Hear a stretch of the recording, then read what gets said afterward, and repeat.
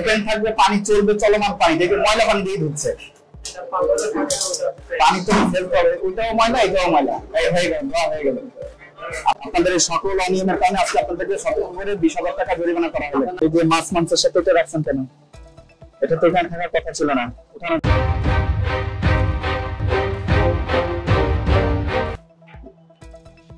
ডাল ডাল এরকম গ্রামের ভিতরে রাখেন নাকি মানুষ? এই যে এগুলো কবেকার? এগুলো আজকেরই। বলেন তো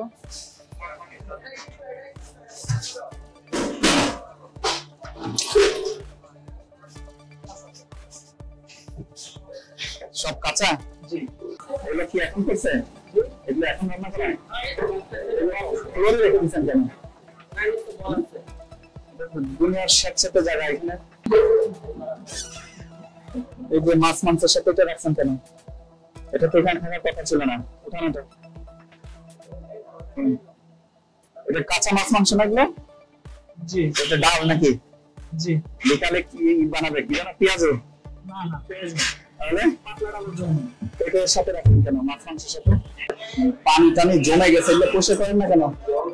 হ্যাঁ, আপনি তো ময়লা পানি দিয়ে ধুচ্ছেন। এই আপনাদের ম্যানেজার একটু দেখেন, এই যে প্লেট গুলো ধুচ্ছে, পানিটাই তো ময়লা। আপনি কি বুঝতে পেরেছেন? ধোয়ার উদ্দেশ্য কি? পরিষ্কার পানি দিয়ে ধোয়া। ধুয়ে রেখেছে ময়লা পানি, ভিতর ঘন্টা উঠাচ্ছে, রেখে দিচ্ছে, এখান থেকে ধুয়ে ওখানে উঠাচ্ছে। আপনি একটা দন্ত দেখি কিভাবে ধুচ্ছেন।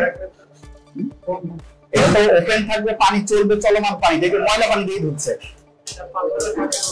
পানি তো ফেল করে, ওইটাও ময়লা এটাও ময়লা, হয়ে গেল হয়ে গেল। আপনার পরিষ্কার পানি কোথায়? আপনি তো ময়লা পানি দিয়ে ধুচ্ছেন, আমি আজকে দেখে গেলাম।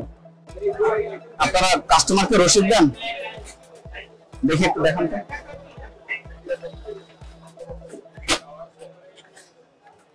এগুলো কোনো রসিদ আনি তো? কার্বন কপি কোথায়? এটা তো আমার কাছে চলে যাবে, আপনার কাছে কি থাকবে?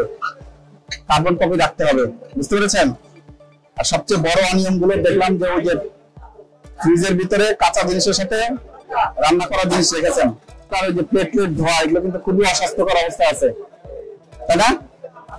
এটা কি থাকা উচিত? তাহলে আপনাদের অপরাধ কি ভুল হয়েছে স্বীকার করছেন তো? ভবিষ্যতে এটা কারেকশন হবে, নাহলে কিন্তু সর্বোচ্চ শাস্তি দেওয়া হবে, ঠিক আছে? ডেট কোথায়? ডেট দিতে হবে এবং আপনাদের লেভেল দিবেন রাব্বানি হোটেলে, এমআরপি বসাবেন এবং মেয়াদ, ওগুলো কিন্তু বাধ্যতামূলক। আপনি বললেন কালকে, আমি বললাম 3 দিন আগে, প্রমাণ করতে পারবেন? কোনো সুযোগ নাই, ঠিক আছে? তারপর ওই যে ওগুলো কিন্তু সব বাসি, এগুলো করবে না, ঠিক আছে? ভুলগুলো আমি ধরে দিয়ে গেলাম। আপনাদের এই সকল অনিয়মের কারণে আজকে আপনাদেরকে সতর্ক করে 20,000 টাকা জরিমানা করা হলো।